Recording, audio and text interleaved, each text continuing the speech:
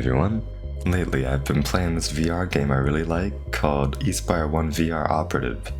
It's a stealth action game that takes some inspiration from Metal Gear and Splinter Cell and stuff, and translates it into a VR experience where you play as this cool robot guy who can hack things with a sonic screwdriver and punch people. It was developed by Digital Load and then published by Tripwire. Oh, Tripwire. Yeah, I know those guys. Yeah, they publish those gore games. Well, where is it? Where's my intense, detailed violence? Ah, there you are. Anyway, most of this game's features aren't like Metal Gear or Splinter Cell, if you could believe that. I mean, you can act like you're playing those games, kind of, but it's not a one-to-one recreation of these experiences, but in VR by any means. Really, this game takes from those two games and adds its own little spin to it, mostly with the movement, which makes this game, despite it not having a jump button, one of the most freeing in its movement out of any VR game I've played. The game starts off with you as one of these Espire units, remote-operated robots basically made to fill the role of a soldier, but with more durability, some fancy abilities, and, as we'll see soon, some heightened mobility. From the beginning of the game, we don't get those fancy gadgets yet, but we can use our own two hands, this fancy tool, tranq pistol, and whatever guns we can get from our enemies. With these great tools, your options are pretty open, especially with your two cold, hard metal hands. Now, before I get into the meat of this game, I should ease into the gameplay by talking about the guns. Now, if you know me, you know I really like guns. And if you know me a bit better, you'll know I'm a bit clumsy. Now what could someone like me do with a hobby like that? Well, play VR games, of course. Fun with guns for cheap. Excluding the barriers to entry, like having a headset, maybe a PC, and also the games. Yeah, maybe not that cheap. Also, it's perfectly safe. Trust me. Now, of course, an issue with guns in VR is, like in real life, they're not all made equal. Take this pistol.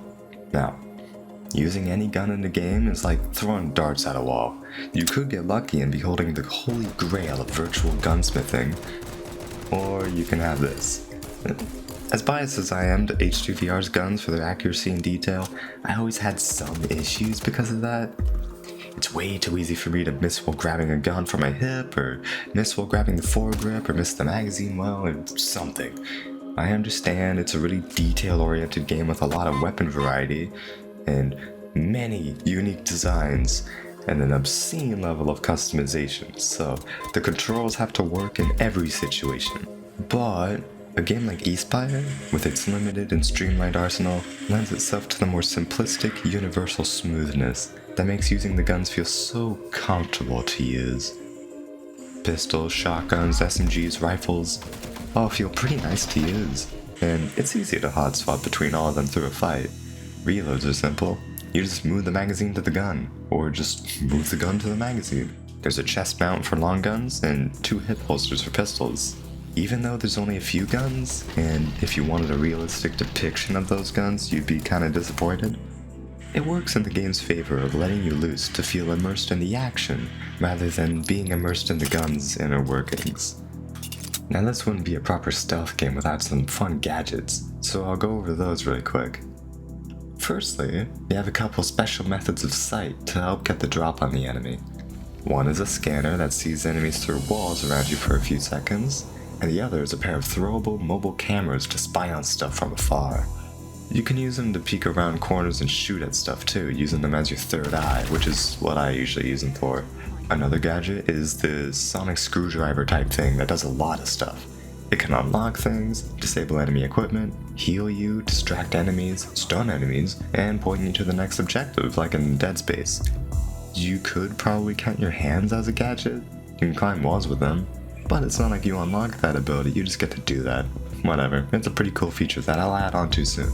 And the big reason you have these gadgets is for stealth, not that that's the reason I play it or anything. Enemies have your usual stealth gameplay features. A vision cone, detection meter, holdups, non-lethal and lethal takedowns, and 3 alert statuses being stealth, search, and combat. doing stealth isn't that bad, and it's pretty fun actually, especially when you can climb around like a spider on the ceiling, watching people underneath try to find you. Search mode is a nice comforting place that makes stealth feel more dynamic than either you're in stealth or you messed up, and the gadgets add enough to mess around with while still being pretty streamlined. Overall, I think it's a fine stealth game, but that's not why I play this game, and a lot of that is because of one gadget that I haven't mentioned yet. So, for the Operation Raccoon City video, I know I only called it the gun fu button, and I do know it's called quick draw in the game, but come on. Now this game is a bit different. Different stylish gunplay feature, different name. I know this isn't called bullet time in game, but I genuinely can't remember what they call it. It's bullet time, that's all I know it as. Anyway, when you activate bullet time, it does the usual thing of just slow everything down, right? Well, kind of. Remember, this is a VR game, so you can still move in real time while your character moves in slow-mo. You can move as fast and as far as your own body and play space allow. You'll also notice that you can move yourself at normal speed while grabbing things, and there's no limit to a gun's fire rate when you're tap firing, which means...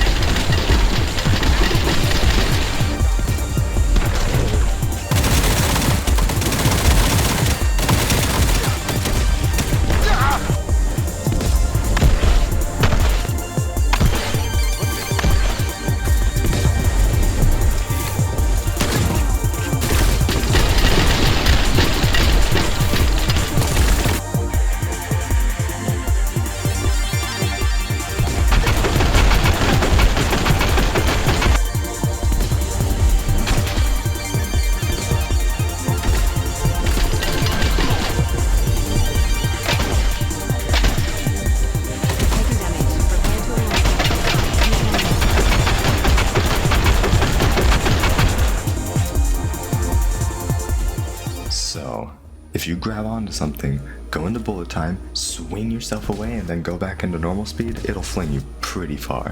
A similar thing goes for reorienting your trajectory. If you're going one way and you really feel like just cranking a 90, pop into bullet time and just move that way. It's so nice. So yeah, the game's pretty lax with what you can do in slow-mo. Where desktop games might slow you down and everything you can do in slow motion, this game just kinda doesn't. It's great. With the smooth gunplay, bullet time, and banging soundtrack that'll hopefully be getting released officially soon. Update on that, now that I'm editing this video, they did release the soundtrack as well as an update for the game which adds a couple of guns and some challenge maps. Pretty cool stuff. The new SMG has a binary trigger and the shotgun is magazine fed and super fun to use. Also about the soundtrack, that's what you've been hearing in this video. And I like this game's soundtrack a lot, so I'll probably be using it in other videos too. Anyway, they added just enough to make this game more fun as an action game than as a stealth game, and I am perfectly fine with that. Now, I know there's some other parkour-based VR games out there, and I've tried a couple of them out, but I don't know, something about this game just hits differently with me. Maybe just the less gamified way that it allows you to go about it here. The movement tech isn't just how well you can hit a specific point or a specific button that makes it feel closer to a regular game like Mirror's Edge or Assassin's Creed. It feels more like you are the one that has to make these jumps with your own ability and mastery of the physics of the game. It's so satisfying to figure out, and it's so fun to see a box or something and just fling yourself way up. Cause you're the one doing it with the tools the devs gave you, and because they chose not to restrict you. I love this game. To me, this is Mirror's Edge VR. Anyway, that's all I really had to say about the game, so if you happen to own a VR headset, maybe consider trying it out if I made any of this sound neat to you. Have a wonderful day, and I'll see you next time.